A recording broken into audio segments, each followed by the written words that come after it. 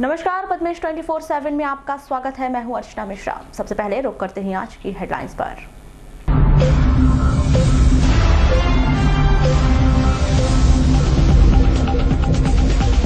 कांग्रेस की वादा खिलाफी के विरोध में भाजपा ने किया किसान जन आंदोलन। 1 सैकड़ा से अधिक भाजपा कार्यकर्ताओं ने दी गिरफ्तारी। परसवाड़ा विधायक ने पुलिस पर लगाया बदसलूकी का आरोप। एक महिला के साथ आधा दर्जन लोगों ने किया सामूहिक दुराचार। देवर के साथ थे प्रेम संबंध, देवर के दोस्तों ने घटित की वारदात। नेशनल लोक अदालत का हुआ आयोजन। नगरपालिका, जिला उपभोक्ता फोरम और जिला न्यायालय में निराकृत किए गए लंबित प्रकरण। कांग्रेस पर्यवेक्षकों ने किया विधानसभाओं का दौरा। कहा 10 दिनों के भीतर कांग्रेस उम्मीदवारों की करेंगे घोषणा। आग से झुलसी छात्रा की जिला अस्पताल में हुई मौत। नगर के वार्ड नंबर 30 सरस्वती नगर का मामला। और सड़क हादसे में एक व्यक्ति की मौत। बैहर रोड धनसुआ की घटना।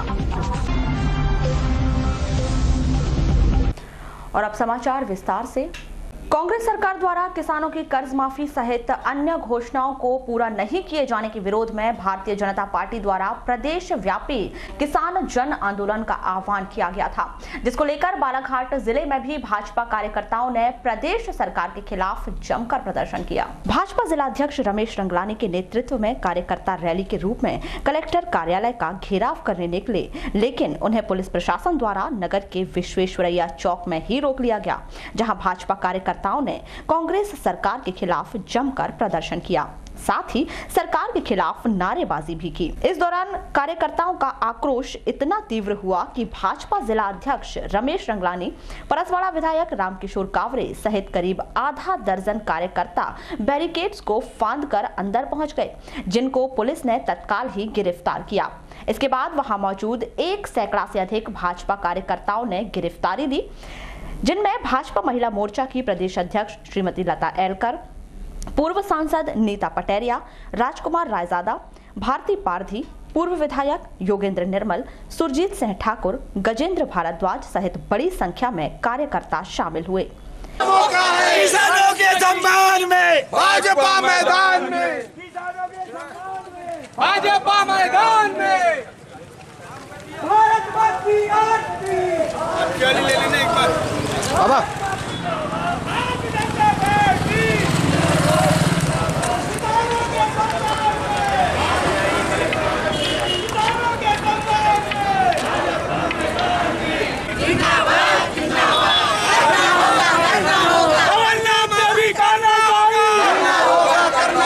किसानों के सम्मान में मैदान में जिंदाबाद जिंदाबाद, कमलनाथ मुर्दाबाद मुर्दाबाद मुर्दाबाद।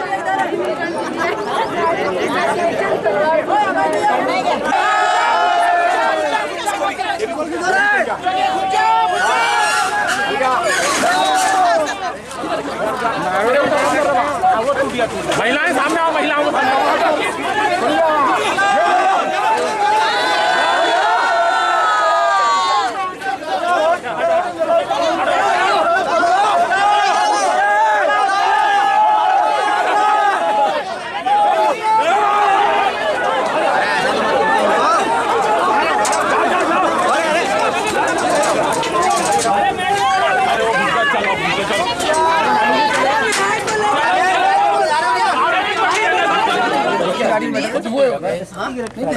तो क्या हो गया, कस्टडी है तुमको और आके पकड़।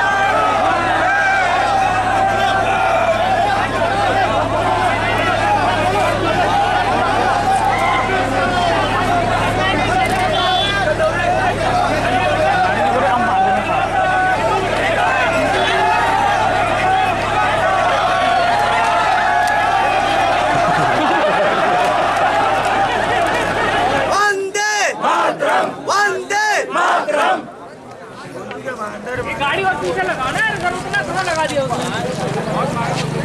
पीछे ले अरे अंदर जाओ ना भैया, नहीं जाएंगे ना इनको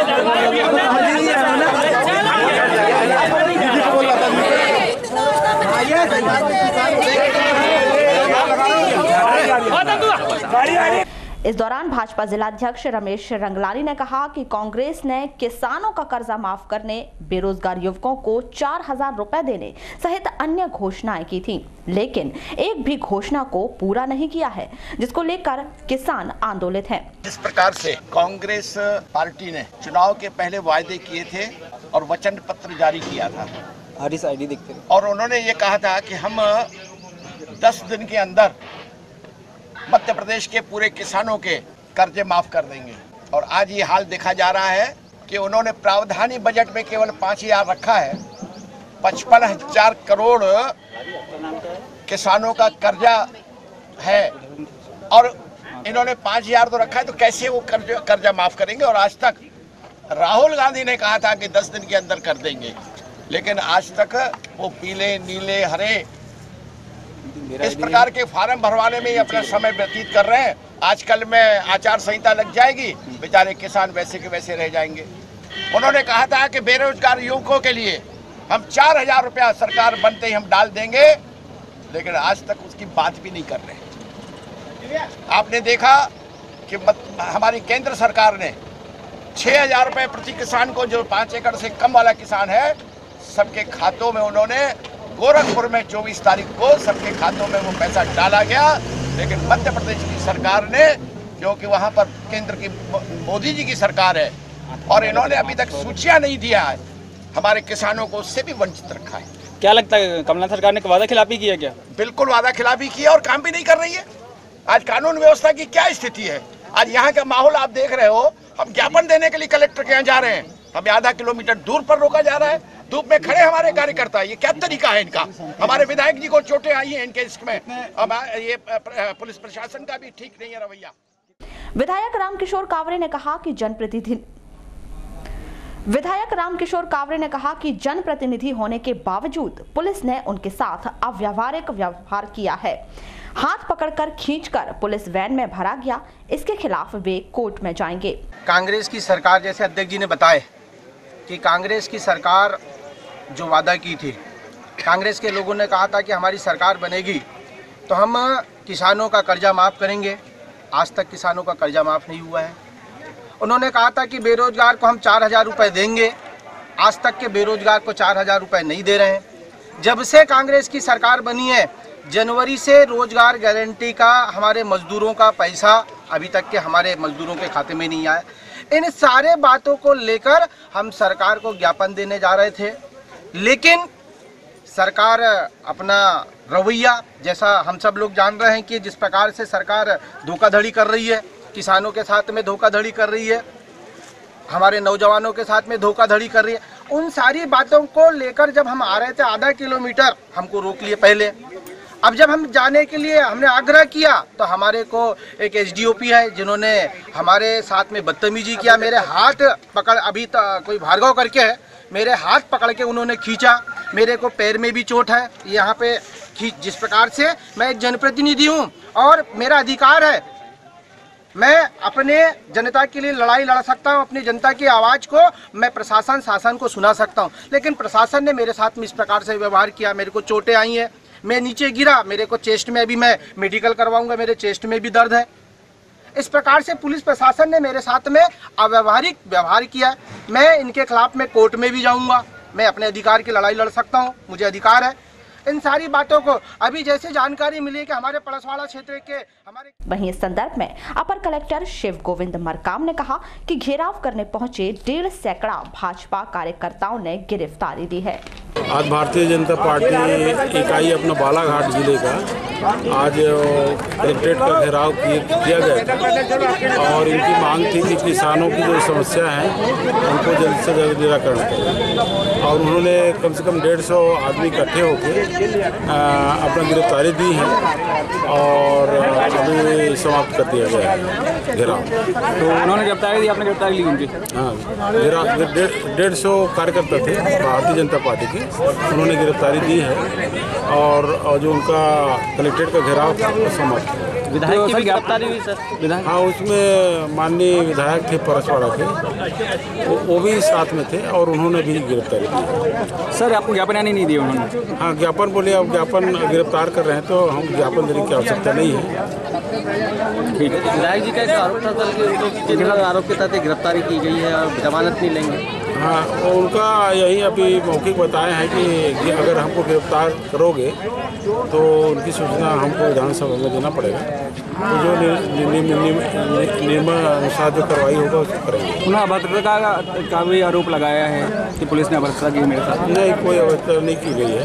क्या लगता है? मात्र उसमें रोका गया था और रोकने में हमने पुलिस के बल से बैरिकेड लगाए थे और इसमें कोई शांतिपूर्वक रहा। विधानसभा चुनाव के बाद अब सभी की निगाहें आगामी लोकसभा चुनाव पर टिकी हुई हैं। लोकसभा चुनाव को अब करीब देखते हुए सभी राजनीतिक पार्टियां एड़ी चोटी का जोर लगा रही हैं और जिले सहित पूरे देश का राजनीतिक माहौल गर्म हो गया है। एक और भाजपा इस चुनाव में भी वर्ष 2014 की तरह तख्तो-ताज पर आसीन होकर मोदी को प्रधानमंत्री के रूप में देखना चाहती है, तो वहीं दूसरी ओर विधानसभा चुनाव में जीत का परचम लहराने के बाद कांग्रेस अपना वनवास खत्म कर राहुल गांधी को देश का प्रधानमंत्री बनाने के लिए आतुर है। वहीं मुख्य रूप से दोनों ही पार्टियों में लोकसभा टिकट के लिए जद्दोजहद जारी है। इसी कड़ी में विधानसभा जीतने के बाद कांग्रेस पार्टी पूरे फॉर्म में नजर आ रही है और आए दिन पर्यवेक्षक बालाघाट पहुंचकर सभी विधानसभा का दौरा कर प्रत्याशी का चुनाव करने में जुटे हुए हैं। इसी बीच शनिवार को एआईसीसी राहुल गांधी की टीम से वेंकट रमन और पर्यवेक्षक नरेश शराफ ने बैहर और परसवाड़ा विधानसभा क्षेत्र का दौरा कर वहां के कार्यकर्ता, बूथ प्रभारी, सेक्टर और मंडलम अधिकारियों व पार्टी के वरिष्ठ अधिकारियों से मुलाकात कर आगामी लोकसभा चुनाव को लेकर विस्तृत चर्चा की। साथ ही टिकट के लिए दावेदारी प्रस्तुत करने वाले दावेदारों के विषय में राय शुमारी कर अपनी रिपोर्ट कार्ड तैयार किया। वहीं देर शाम सर्किट हाउस में एक पत्रकार वार्ता का आयोजन कर आगामी 10 दिनों के भीतर बालाघाट प्रत्याशी के नाम की घोषणा किए जाने की बात कही। आयोजित इस पत्रकार वार्ता के संदर्भ में की गई चर्चा के दौरान पर्यवेक्षक नरेश सराफ ने बताया कि सभी विधानसभा चुनाव में बैठकें ली जा रही हैं, जहां कार्यकर्ताओं में अपेक्षा से ज्यादा उत्साह नजर आ रहा है। हम जो अपेक्षा लेकर निकले क्षेत्र में, हर विधानसभा में हम आज 2 विधानसभाएं हमने की हैं, दोनों जगह हमारी अपेक्षा से अधिक उत्साह हमें मिला और कार्यकर्ता केवल एक बात कह रहा है कि प्रत्याशी कोई भी होगा, हमें कांग्रेस का परचम हर ऊंचाई पर फहराना है। आप लोगों की मंगल कामनाओं से आज पर जितना दौरा हुआ उसमें यही पाया। सर कई जगह बैठ के भी ले रहे हैं आप, क्या बता रहे हैं उनको बैठकों में, क्या जानकारी मिल रही है? देखिए, बैठ के ही ले रहे हैं हम और उन कार्यकर्ताओं से, हमारे जिम्मेदार पदाधिकारियों से और आम कार्यकर्ताओं से हम यह जानने का प्रयास कर रहे हैं कि आखिर उनकी प्रत्याशी चयन के मामले में हमारे वेंकटेश्वर जी दिल्ली से आए, वेंकटेश्वर रमन जी, ये यहाँ के हम दिल्ली से भेजे हुए ऑब्जर्वर हैं, मैं इनका सहयोग कर रहा हूँ। तो केवल ये समझने का प्रयास करेंगे प्रत्याशी कौन, तो ये बड़ा शुभ संकेत है, हमारे लिए बहुत उत्साहवर्धक है कि सारी मीटिंग में सारे लोगों से रूबरू चर्चा में एक ही बात आ रही है कि हमें केवल कांग्रेस को जिताना है, कैंडिडेट हाईकमान चाहे जिसको भी। अभी तक कितनों के नाम सामने आए हैं? किसी जनता, बालाघाट की जनता? मैंने आपसे कहा कि हम लोग इतने उत्साहित हैं कि नाम तो कोई नहीं आ रहा है। एक बात आ रही है, मतलब कैंडिडेट ही नहीं कांग्रेस के पास? कांग्रेस के पास कैंडिडेट, अरे ये वीरों की भूमि है भाई, कांग्रेस की धरा। नहीं, लेकिन ये तो देखा जा रहा है कि विगत नहीं, आप इसको उस ढंग से ना लें, कैंडिडेट की कमी नहीं है, ये तो आप भी जानते हैं कि वीरों से खाली नहीं है हमारी कांग्रेस। लेकिन कोई भी नाम होगा, हमारी कांग्रेस आम जनता उसे पूरी तरह से सम्मान देने के लिए तैयार है। वहीं मामले के संदर्भ में की गई चर्चा के दौरान पर्यवेक्षक वेंकटेश रमन ने बताया कि 10 दिनों के भीतर प्रत्याशी की घोषणा कर दी जाएगी।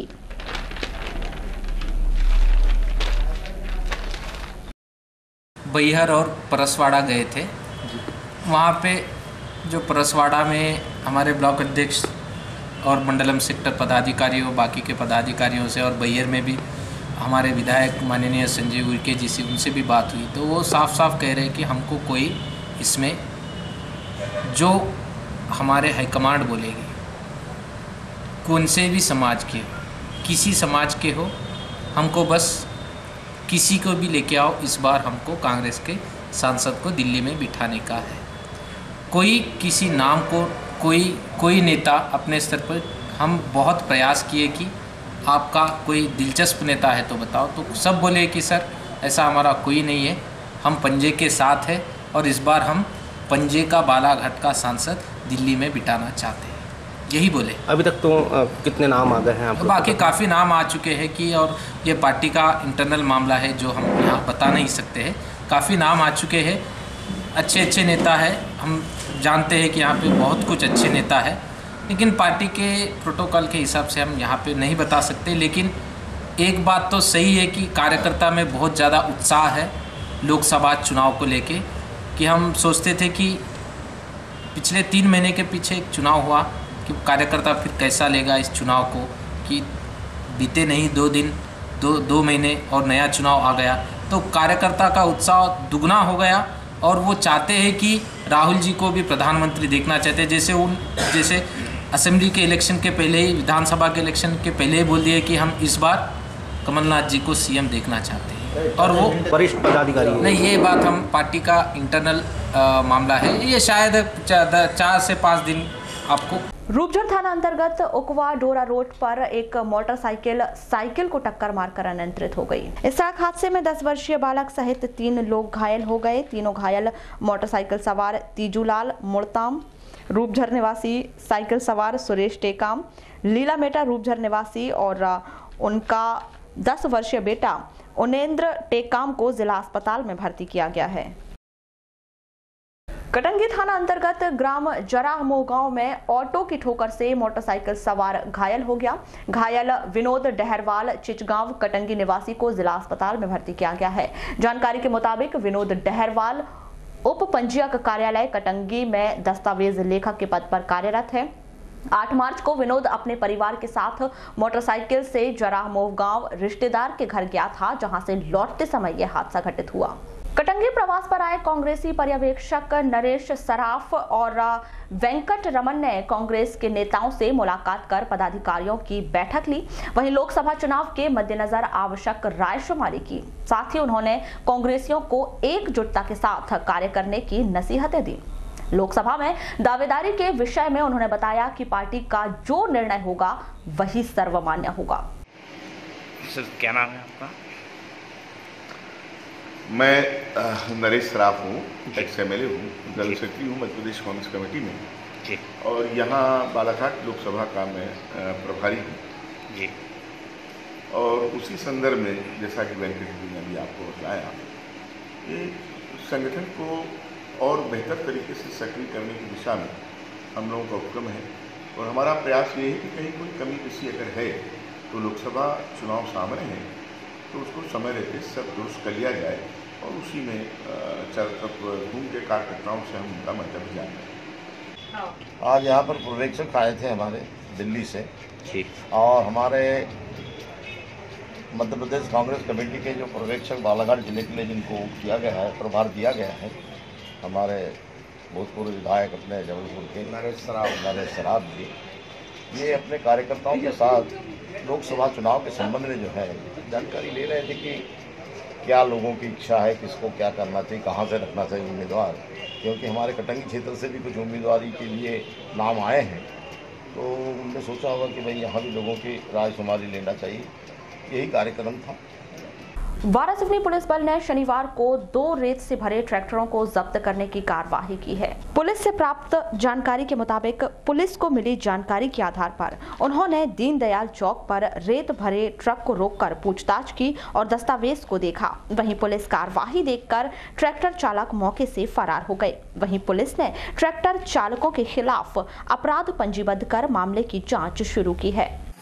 सर, आज पुलिस द्वारा जो कार्रवाई की गई, क्या है पूरी कार्रवाई? आज सुबह हमारे एसआई साहब हैं, उनके साहब वो कस्बा भ्रमण में और परीक्षा चल रही है, उनकी ड्यूटी में थे। तो दौरान कस्बा भ्रमण उनको सूचना मिली कि 2 ट्रैक्टर खड़े हैं दीनदयाल चौक पे। तो उन्होंने वहाँ जाकर तस्दीक की तो उनके जो चालक थे ट्रैक्टर के वो पुलिस को देखकर भाग गए। आसपास के लोगों से उन्होंने पूछा तो पता चला कि ये अवैध रेत का उत्खनन और परिवहन कर रहे हैं। तो मौके पे उन्होंने जब्ती की कार्रवाई करके 0 पे टाइमिंग करके असल टाइमिंग की गई है। सर, क्या धारा लगाई गई है? धारा 379 लगाई गई है रेत चोरी पर, और माइनिंग विभाग को भी लेटर कार्रवाई के लिए भेजा गया है। जिला विधिक सेवा प्राधिकरण के तत्वाधान में राष्ट्रीय लोक अदालत का आयोजन किया गया, जिसमें सभी राष्ट्रीयकृत बैंकों के द्वारा लिए गए व्यापार और किसान ऋण के लंबित प्रकरणों का निराकरण राजीनामा के आधार पर किया गया। इस राष्ट्रीय लोक अदालत में प्रमुख रूप से रीजनल बिजनेस ऑफिसर मंडला, मुख्य प्रबंधक लिंगराज मोहंती उपस्थित रहे, जिन्होंने पूर्व लंबित प्रकरणों का निराकरण किया।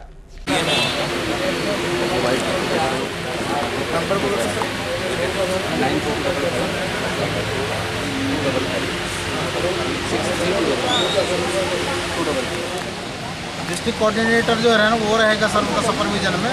वो सारे BC 2 बजे का दिया है टाइम सर।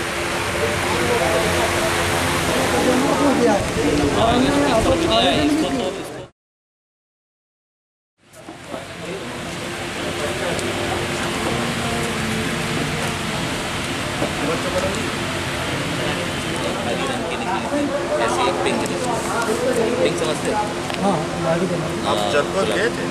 नहीं, जनपद से नहीं। आप जनपद से आए? वहीं इस राष्ट्रीय लोक अदालत में ग्राम लिंगा निवासी विनोद सेठिया भी अपना प्रकरण लेकर पहुंचे, जिन्होंने बताया कि मध्य प्रदेश सरकार से हमें स्लिप प्राप्त हुई, जिसमें के आधार पर हमारा लोन माफ होना था। इसके बाद भी बैंक से ऋण चुकाने के नोटिस आ रहे हैं। सर, मेरा नाम विनोद सेठिया।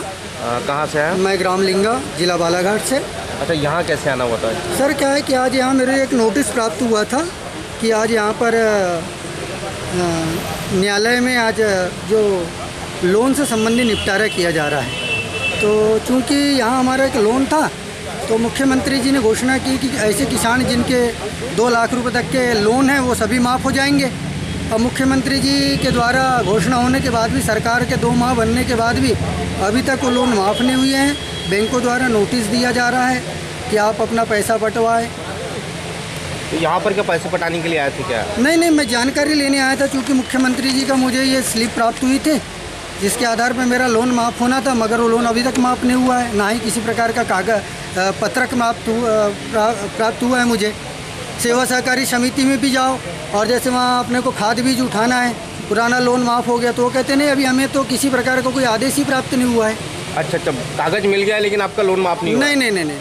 हमने वहाँ प्रबंधक से बात की है, वहाँ जो कर्मचारी उनसे बात की। यहाँ पर अभी हम तो बैंक मैनेजर साहब से बात की, उन्होंने जनपद पंचायत जाने की बात कही है। जनपद पंचायत जाकर बोले हैं कि वहाँ एक गुलाबी कलर का आपको एक सूची प्राप्त होगी, उस सूची में अगर आपका नाम होगा तो आपका ऋण माफ़ होगा, अन्यथा नहीं होगा।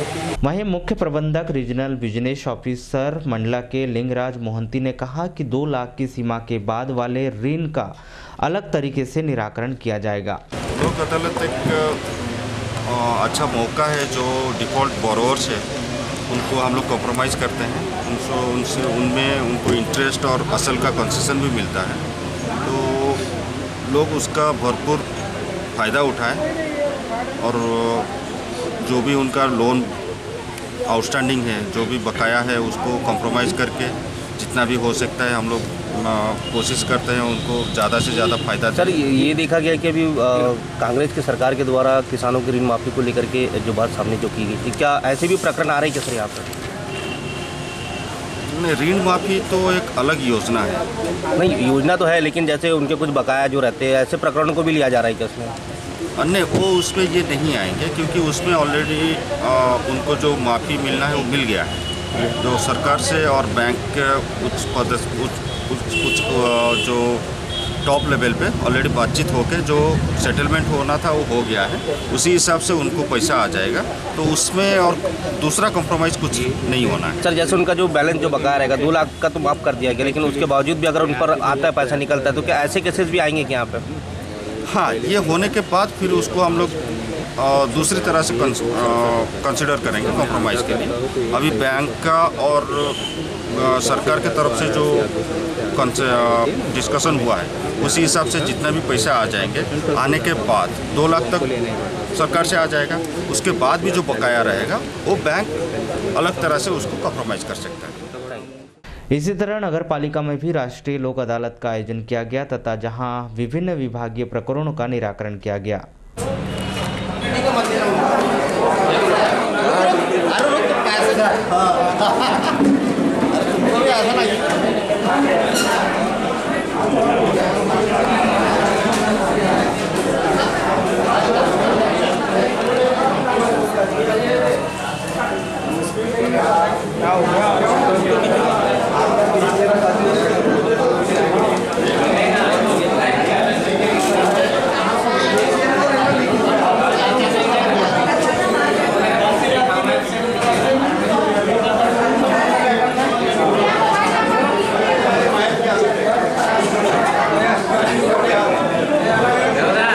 व्यवहार न्यायालय वारासिवनी में भी लोक अदालत का आयोजन किया गया। प्रथम अपर जिला एवं सत्र न्यायाधीश के निर्देशन में आयोजित इस लोक अदालत में कुल 5 खंडपीठों में आपसी सहमति से मामलों का निराकरण किया गया। वहीं अन्य लंबित मामलों में पक्षकारों को समझाइश दी गई।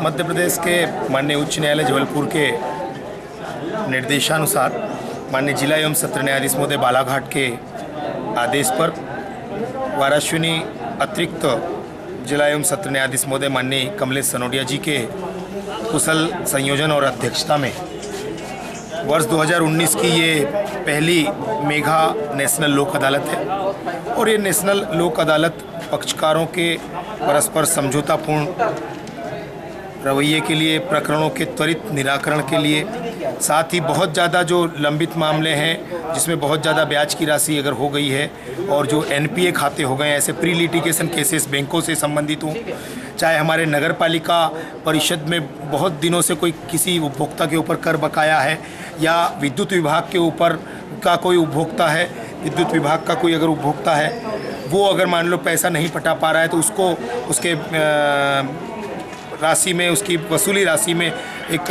निर्धारित परसेंटेज में मापदंड में छूट दे करके उसके प्रकरणों का निराकरण करने के लिए उपभोक्ताओं को ग्रामीण। अंतर्राष्ट्रीय महिला दिवस के मौके पर आज शहर के निजी शैक्षणिक संस्थान किड्जी के बच्चों को थाना परिसर का भ्रमण कराया गया। इस दौरान बच्चों ने पुलिस महिला कर्मचारियों के काम करने के तरीके को नजदीक से समझा। इस अवसर पर नन्हे बच्चों ने पुलिस विभाग में पदस्थ सभी महिला पुलिस कर्मचारियों को गुलदस्ता भेंट कर महिला दिवस की शुभकामनाएं दी। वहीं पुरुष पुलिस कर्मचारियों को भी गुलदस्ता प्रदान किया गया। संस्था प्रमुख चिराग शर्मा ने स्कूली बच्चों को पुलिस विभाग की कार्यशैली, यातायात नियम की जानकारी उपलब्ध करवाने तथा भावी पीढ़ी में जागरूकता लाने के उद्देश्य से इन नन्हे बच्चों को थाना परिसर का भ्रमण करवाया, जहां थाना प्रभारी प्रमोद साहू के नेतृत्व में अधीनस्थ पुलिस कर्मचारियों ने बच्चों को विभागीय कार्यों की जानकारी उपलब्ध करवाई। बच्चों ने हवालात, वायरलेस रूम, कंप्यूटर कक्ष, मालखाना इत्यादि के बारे में जानकारी हासिल की। बच्चों को यातायात नियमों के बारे में विस्तार पूर्वक बताया गया तथा किसी प्रकार की परेशानी होने पर थाने से सहायता लेने की बात की। बच्चों ने थाना पहुंचकर हम होंगे कामयाब एक दिन की प्रस्तुति देकर पुलिस वालों का मन मोह लिया। इस अवसर पर सेंटर हेड श्रीमती अंजलि शर्मा एवं स्टाफ की अन्य शिक्षिकाएं भी उपस्थित रहीं। जिला उपभोक्ता फोरम में शनिवार को प्रदेश स्तरीय नेशनल लोक अदालत का आयोजन किया गया। इस नेशनल लोक अदालत की खंडपीठ क्रमांक 21 में पीठासीन अधिकारी एवं जिला उपभोक्ता फोरम बालाघाट अध्यक्ष श्रीमती पारो रायजादा और सुलहकर्ता सदस्य श्रीमती आशा महेश बेदी मौजूद रहे, जहां बालाघाट, वारासिनी, बैहर और कटंगी के न्यायालयों के कार्यालयों में लंबित आपराधिक प्रकरणों का निराकरण आपसी राजीनामा के आधार पर किया गया।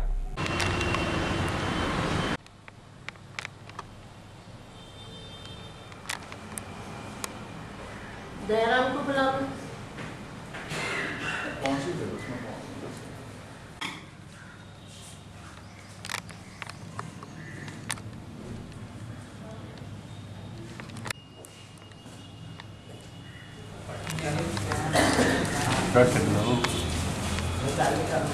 जी, आज लोक अदालत का राष्ट्रीय स्तर पर किया गया है आयोजन, और हमारा उपभोक्ता न्यायालय भी पूरे मध्य प्रदेश में आज लोक अदालत में के कार्य में शामिल होकर प्रकरणों का निराकरण कर रहा है। हमारे यहाँ काफ़ी संख्या में केसेस निपटने की संभावना है। हम लोगों ने काफ़ी प्रयास किया है, बालाघाट के अधिवक्तागणों ने काफ़ी सहयोग किया है और हमें अच्छी तरह सफलता प्राप्त होने की आशा है। पाड़ा में पोस्टेड हूँ, मेरे पास सिवनी और बालाघाट का लिंक कोर्ट भी है। वहाँ दोनों जगह भी आज लोक अदालत का आयोजन हो रहा है। वहाँ भी हमने काफ़ी संख्या में प्रकरण रखे जिनके निपटने की संभावना है। वहाँ हमारे माननीय सदस्य बैठे हुए हैं और उन्होंने भी काफ़ी प्रयास किया है, वहाँ निपटाएंगे। यहाँ पर मैडम सदस्य के रूप में पदस्थ हैं, तो आज हम दोनों की खंडपीठ इस कार्य को कर रही है। आदरणीय हमारे अध्यक्ष महोदय के निर्देशन में हमने यहाँ पे कार्य किया और हमें यहाँ अधिवक्ताओं का बहुत अच्छा सहयोग मिला है। और जैसा कि लोक अदालत का उद्देश्य आप जानते हैं, ना किसी की हार ना किसी की जीत, और बहुत ही सौहार्दपूर्ण वातावरण में हम लोगों को सहयोग मिला है और हम उम्मीद करते हैं कि ज़्यादा से ज़्यादा प्रकरणों का निराकरण होगा। नगर के कालीपुतली चौक स्थित कांजीवरम शिवालय मंदिर में शनिवार को भगवान श्री गणेश और महाबली हनुमान की प्रतिमा की स्थापना की गई। स्थापना के पश्चात हवन पूजन कार्यक्रम संपन्न कर विधिवत पूजा अर्चना की गई, जहां बड़ी संख्या में नगरपालिका परिषद कार्यकर्ता और श्रद्धालु भक्त शामिल रहे। कार्यक्रम के संदर्भ में श्री पालीवाल ने बताया कि आज प्रातः शिव मंदिर में भगवान श्री हनुमान और श्री गणेश की प्रतिमा स्थापित की गई और हवन पूजन करवाया जा रहा है, जिसके पश्चात प्रसाद का वितरण किया जाएगा।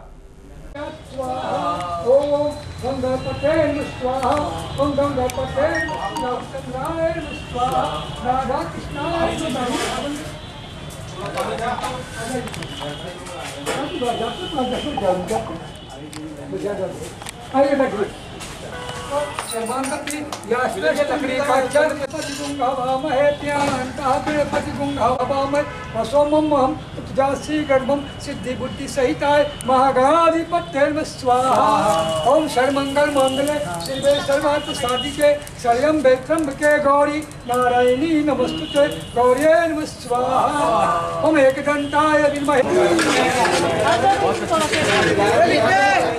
पालीवाल जी, क्या कार्यक्रम चल रहा है? यहाँ पर हवन का कार्यक्रम चल रहा है, क्योंकि यहाँ पे हनुमान जी की मूर्ति और गणेश जी की मूर्ति स्थापना की गई है। किनके द्वारा किया जा रहा है? ये मतलब पूरे नगर पालिका के कर्मचारियों के द्वारा किया गया। क्या क्या कार्यक्रम होंगे यहाँ पर? अभी मतलब हवन के बाद में प्रसाद वितरण किया जाएगा। माध्यमिक शिक्षा मंडल भोपाल द्वारा आयोजित बोर्ड परीक्षा के तहत जिले के 123 परीक्षा केंद्रों में परीक्षार्थियों ने सामान्य अंग्रेजी का पर्चा हल किया। इस परीक्षा में परीक्षार्थियों की कुल दर्ज संख्या 21,002 थी, जिसमें से 20,505 परीक्षार्थी शामिल हुए। इस परीक्षा के दौरान शासकीय उच्चतर माध्यमिक विद्यालय मनेरी में उड़नदस्ता दल के द्वारा 2 नकल प्रकरण बनाए गए। राष्ट्रीय सेविका समिति के द्वारा भटेरा में स्थित वृद्धाश्रम में पहुंचकर वृद्धजनों को फलों का वितरण किया गया। समिति की सदस्य श्रीमती केलकर ने बताया कि इस समिति का कार्य जरूरतमंदों की सेवा करना है। इसी तारतम्य में आज सहारा वृद्धाश्रम में यह कार्यक्रम किया गया है।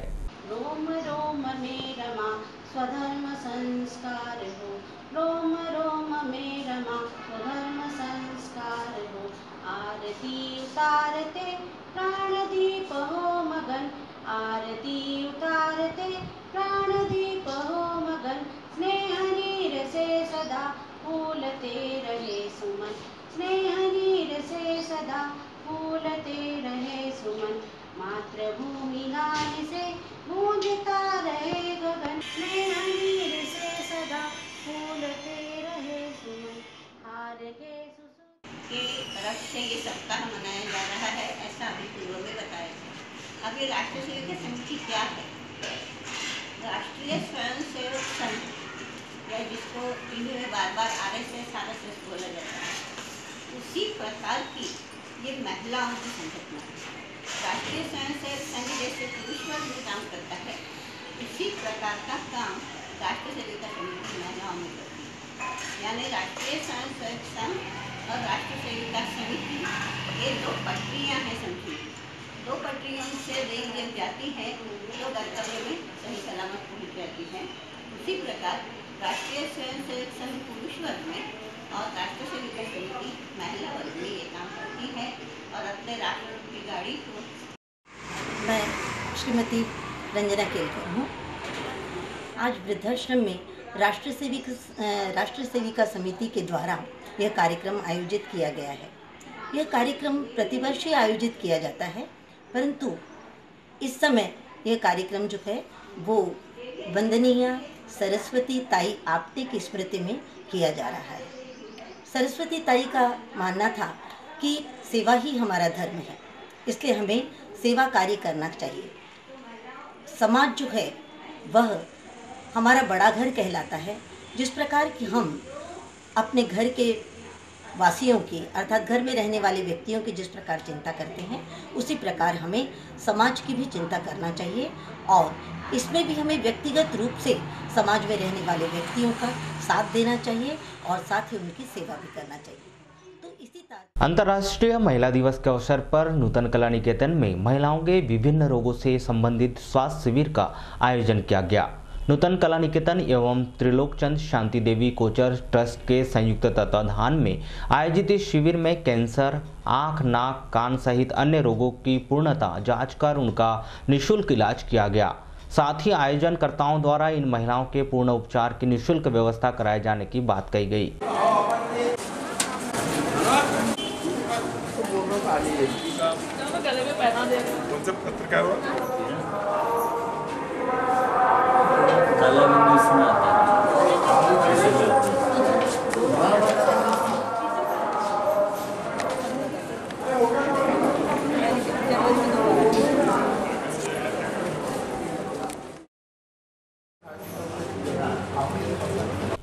मामले के संदर्भ में की गई चर्चा के दौरान रूप बलवाले ने बताया कि अंतर्राष्ट्रीय महिला दिवस के अवसर पर महिलाओं के विभिन्न रोगों की जांच की जा रही है।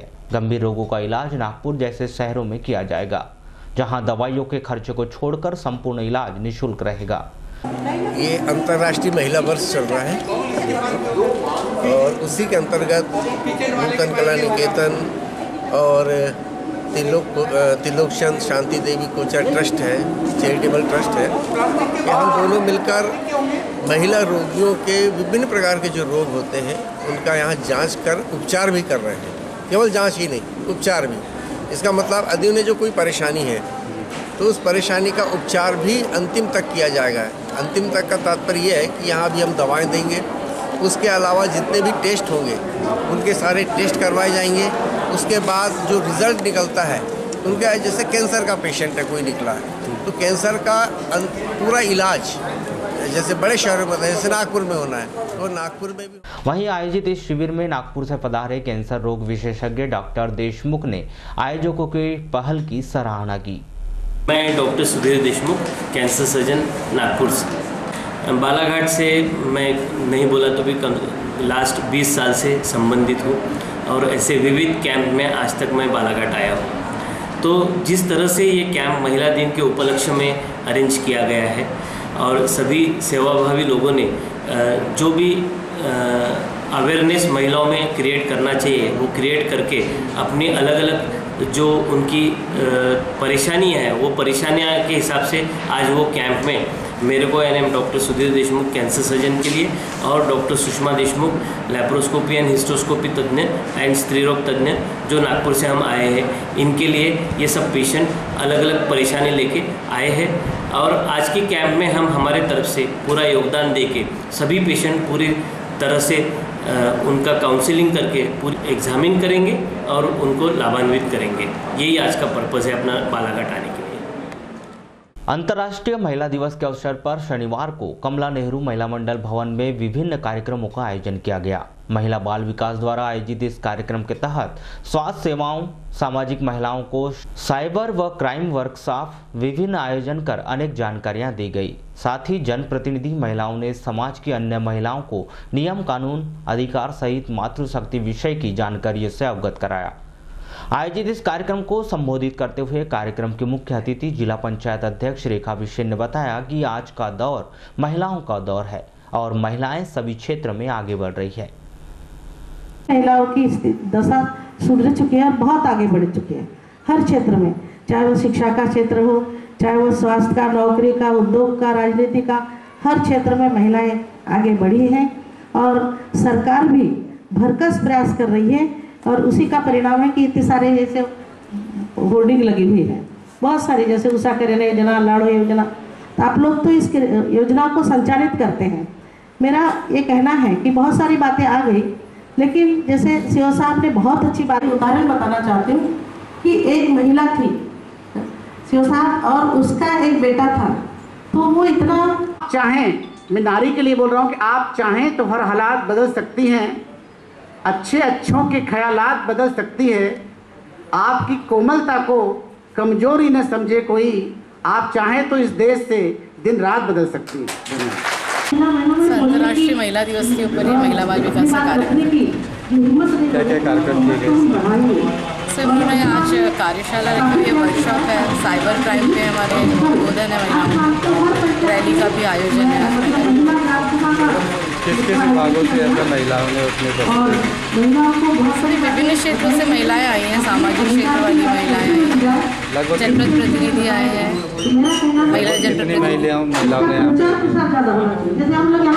काफ़ी महिलाएं आई। बैहर चौकी स्थित मरार माली सांस्कृतिक भवन में शनिवार को शपथ ग्रहण समारोह का आयोजन किया गया, जिसमें निर्वाचित सभी ब्लॉक अध्यक्षों को शपथ दिलाई गई। इसके अलावा इस कार्यक्रम के दौरान समाज का अध्यक्ष कैसा हो, इस विषय पर निबंध प्रतियोगिता का आयोजन किया गया, जिसमें वक्ताओं ने समाज की दशा और दिशा पर उद्बोधन देकर समाज को नई राह दिखाई।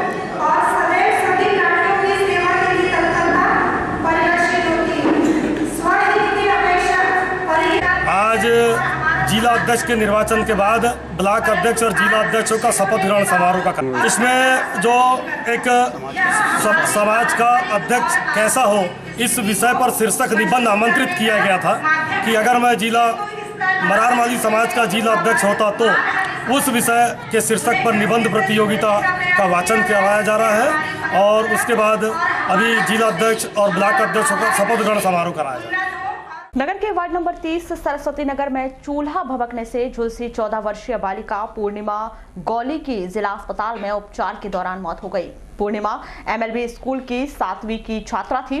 जानकारी के मुताबिक 5 मार्च को पूर्णिमा जब घर में अकेले खाना बनाने चूल्हा जला रही थी, तभी मिट्टी तेल डालने से चूल्हे की आग भभकने से पूर्णिमा झुलस गई, जिसे जिला अस्पताल में भर्ती किया गया था, जहां उपचार के दौरान 9 मार्च को उसकी मौत हो गई। वहीं अस्पताल पुलिस चौकी के प्रधान आरक्षक हुकुमचंद उइके ने शव का पोस्टमार्टम करवाकर उसे परिजनों को सौंप दिया है। नगर पालिका वारासिवनी में शनिवार को आधार सेवा केंद्र का शुभारंभ किया गया। इस अवसर पर नगर पालिका अध्यक्ष विवेक पटेल सहित पार्षदगण मौजूद रहे। आपको बता दें कि यह केंद्र की नगर पालिका में स्थापना जनता को सुगमता प्रदान करने के लिए किया गई है, जिससे कि आधार कार्ड में फेरबदल करने एवं बनवाने में जनता को परेशानी का सामना न करना पड़े।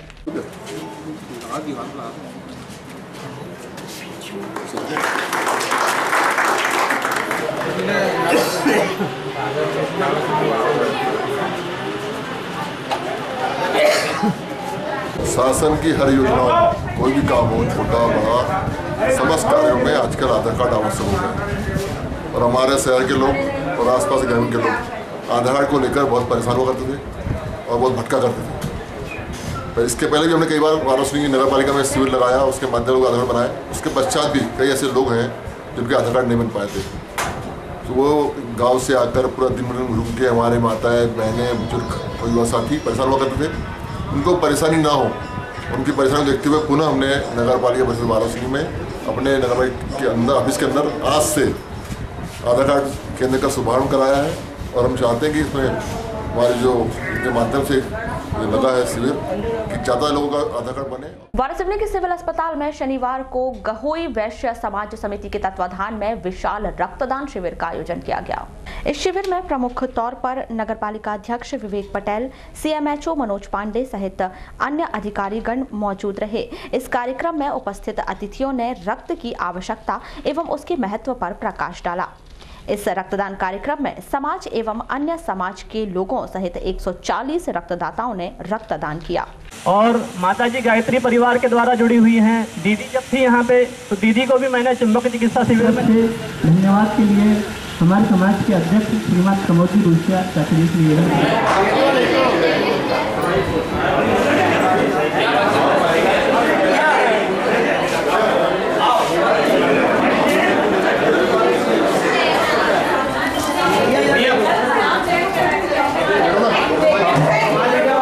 आप लगातार गवई समाज इस तरह के कार्य करते रहे, हमारा पूरा सहयोग तन मन धन से रहेगा। वाकई कहीं ना कहीं आप लोगों को प्रेरणा देते हैं, अन्य समाजों को भी, कि किस टाइप से जनहित में और नगर हित में कार्य करने चाहिए। मैं चाहता हूं हमारा इस तरह का कार्य चलता रहे, लोग हमसे प्रेरणा लेकर वो भी इस तरह नगर विकास में जनहित के काम में आगे बढ़ते रहे। कृषि उपज मंडी गोंगले में शनिवार को मां अन्नपूर्णा की प्रतिमा की प्राण प्रतिष्ठा कार्यक्रम आयोजित किया गया, जहां रविवार को विधिवत पूजा अर्चना कर भंडारे का आयोजन किया जाएगा। कार्यक्रम के संदर्भ में ग्राम पंचायत गोंगले के सरपंच गंगा प्रसाद लिल्हारे के द्वारा आवश्यक जानकारी दी गई।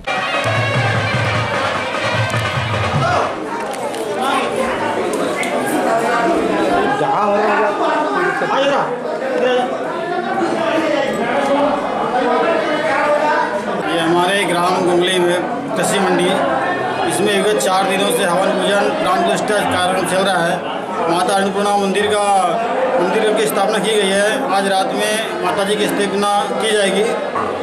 माँ सरस्वती, लक्ष्मी जी, हनुमान जी, भैरव बाबा, भोले बाबा, अन्नपूर्णा माता, ये राजस्थान से मंगाया गया है। और इस मूर्ति को मंगाने में, मंदिर बनाने में सबसे बड़ा योगदान विजय कोठारी जी का है। भरवेली अंतर्गत बैहर रोड पर सड़क दुर्घटना में घायल बसंत चौधरी वार्ड नंबर 1 बूढ़ी निवासी की जिला अस्पताल में उपचार के दौरान मौत हो गई। जानकारी के मुताबिक 26 फरवरी को बसंत परसा टोला जाने घर से निकला था, जो बैहर रोड के किनारे घायल अवस्था में बेहोश पड़ा हुआ मिला, जिसे किसी व्यक्ति के द्वारा जिला अस्पताल में भर्ती कराया गया था, जिसे 8 मार्च को जिला अस्पताल से डिस्चार्ज कर दिया गया था। लेकिन अचानक बसंत की तबीयत खराब होने पर उसे दोबारा जिला अस्पताल में भर्ती किया गया, जहां उपचार के दौरान शनिवार को उसकी मौत हो गई। राज्य मार्ग क्रमांक 48 अंतर्गत लगभग 2 माह से लालबर्रा से अमोली के मध्य बंद पड़े निर्माण कार्य को 9 मार्च से ठेकेदार के द्वारा प्रारंभ कर दिया गया है, लेकिन ग्रामीणों को समस्याओं से निजात नहीं मिल पा रही है। आपको बता दें कि VRS कंपनी के द्वारा ग्राम पंचायत अमोली की सीमा से नगर मुख्यालय राज्य मार्ग क्रमांक 26 को जोड़ने वाले पॉइंट लालबर्रा तक कम चौड़ाई की सड़क बनाई जा रही है। ग्रामीणों के विरोध करने पर ठेकेदार के द्वारा काम बंद कर दिया गया, जिसके संबंध में ग्रामीणों के द्वारा जिला कलेक्टर दीपक आर्य को अवगत करा दिया गया था, जिस पर कलेक्टर श्री आर्य ने मौके पर मौजूद SDM रोशन सिंह को मौखिक रूप से जल्द ठेकेदार की मशीनों को जब्त करने की कार्यवाही के लिए निर्देशित किया गया था, जिसके बाद ठेकेदार के द्वारा कार्य प्रारंभ करवाया गया है। चर्चा में ग्रामीणों ने बताया कि ठेकेदार के द्वारा लगभग 2 माह से काम बंद कर दिया गया है और पानी की तराई नहीं की जा रही है, जिससे 24 घंटे उड़ रही धूल से बच्चे, महिलाएं व बुजुर्गों के स्वास्थ्य पर बुरा असर पड़ रहा था। और यहाँ पर अभी फिलहाल रोड का काम 1 महीने के बाद चालू हुआ है। सीमेंट का कच्चा सड़क ये लोग बनाकर चले गए थे, जिसके चलते 1 महीने से पूरे जो वार्डवासी हैं बहुत ज़्यादा परेशान है, क्योंकि ये सीमेंट का धूल उड़ रहा है। जिससे हमारे बच्चों को और महिलाओं को और बूढ़े जो बुजुर्ग हैं उनको सांस लेने की कई परेशानियाँ, सर्दी, खांसी, जुकाम बना आ रहा है। शुरू में 1-2 दिन यहाँ ठेकेदार द्वारा पानी छिड़काव हुआ, लेकिन वो भी आगे जा कर के बंद कर दिया गया। मेरे घर के सामने से रोड बन रही है। हाँ। क्या है, देखो रोड तो बार बनना है नहीं। हाँ। एक बार बनना है तो उसमें क्या है, अगर कॉपरेट करेंगी पब्लिक भी और मतलब जो ठेकेदार है ये आपसी में हम समझौता करके बनाते हैं तो बहुत अच्छी बनेगी। बाकी पब्लिक जो है अपने गांव वाली है, कुछ जो समझौता नहीं कर पा रहे ना, और उसके चक्कर में क्या गुणवत्ताहीन बन रही सड़क। क्या समस्या आ रही थी? समस्या ये आ रही है कि तहसीलदार द्वारा हमारे यहाँ के लालबर्रा और अमोली के जो जनप्रतिनिधि जो पद में बैठे हुए हैं उनको तहसीलदार द्वारा नोटिस दिया गया था टीन सेट निकालने के लिए। अभी तक उन लोगों ने टीन सेट नहीं निकाला और कुछ लालबर्रा के लोगों के द्वारा अमोली में जो निर्माण कार्य चल रहा है उसको बंद करने का प्रयास। नगर मुख्यालय में जनपद पंचायत के सामने स्थित बड़ादेव पूजा स्थल में 9 मार्च को दोपहर 12 बजे विधायक निर्वाचन क्षेत्र विकास निधि से स्वीकृत 10 लाख रुपए की लागत से बनने वाले बिरसा मुंडा सामुदायिक भवन का भूमि पूजन समारोह आयोजित किया गया। यह कार्यक्रम मध्य प्रदेश शासन पूर्व कैबिनेट मंत्री व बालाघाट विधायक गौरीशंकर बिसेन के मुख्य आतिथ्य की प्रमुख उपस्थिति में संपन्न हुआ। इस अवसर पर सर्वप्रथम अतिथियों के द्वारा विधिवत पूजन अर्चन कर बिरसा मुंडा सामुदायिक भवन की आधारशिला रखी गई, जिसके बाद बड़ादेव, मां सरस्वती, कुंवर विजय शाह, शंकर शाह, वीरांगना रानी दुर्गावती व संविधान निर्माता डॉक्टर भीमराव अंबेडकर के छाया चित्र के समक्ष दीप प्रज्वलित कर माल्यार्पण किया गया।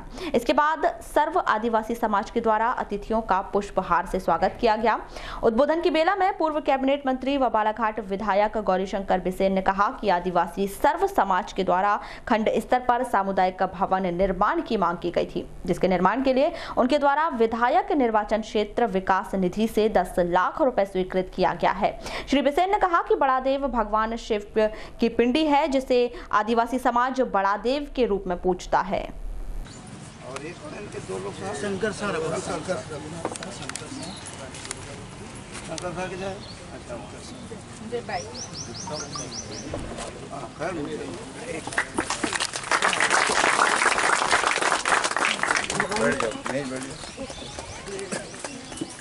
इसी कड़ी में मैं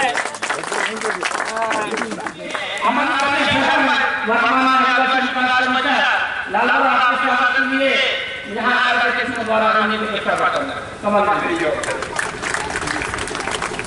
और तो मेरे जांच के लोग नहीं है।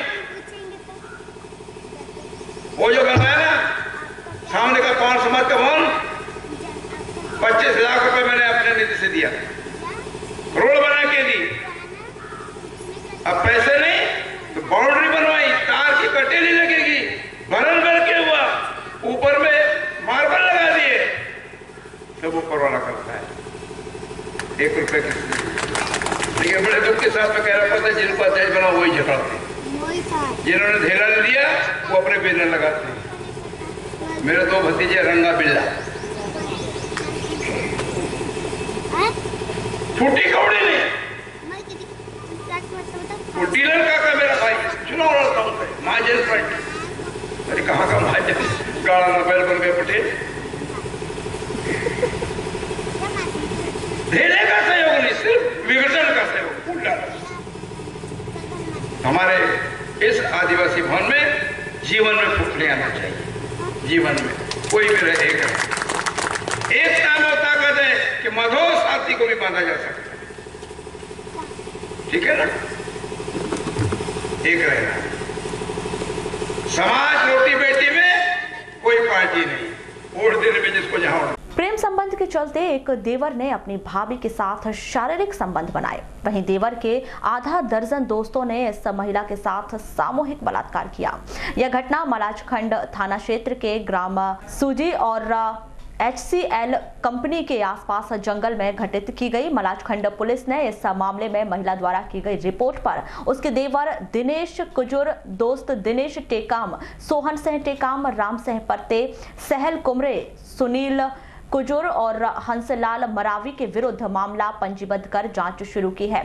जानकारी के मुताबिक महिला बिरसा के ग्राम केंडा टोला निवासी है, जिसका देवर मलाजखंड में रहता है। बताया गया है कि दिनेश और उसकी भाभी के बीच प्रेम संबंध चल रहा था। इस प्रेम संबंध के चलते 4 मार्च को दिनेश ने अपनी भाभी को ग्राम सूजी अपने दोस्त सुनील कुजूर के घर पर रखा था और अपनी भाभी के साथ शारीरिक संबंध बनाए थे। इसके बाद उसके दोस्तों ने महिला को जंगल में ले जाकर उसके साथ दुराचार कर फरार हो गए। घटना के बाद महिला ने मलाजखंड में रिपोर्ट दर्ज करवाई। मामले की जांच पुलिस के द्वारा की जा रही है।